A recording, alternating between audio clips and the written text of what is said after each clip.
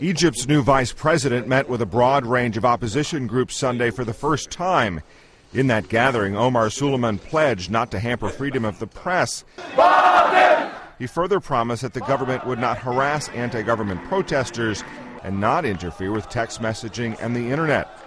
Suleiman also agreed to set up a review process over allowing more candidates to run for president and impose term limits on the presidency.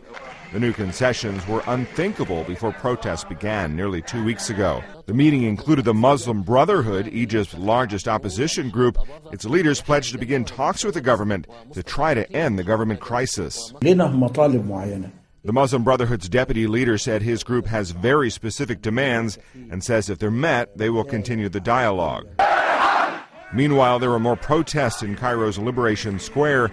They slept underneath the tank to force the soldiers not to move their... Some activists said they slept under army tanks for fear they would try to evict them or further confine the area for the demonstrations. The crowd of thousands in the morning swelled steadily over the day to tens of thousands in the late afternoon. Many were exhausted and wounded from fighting to stand their ground for more than a week in the square. They continue to call for the ouster of President Hosni Mubarak.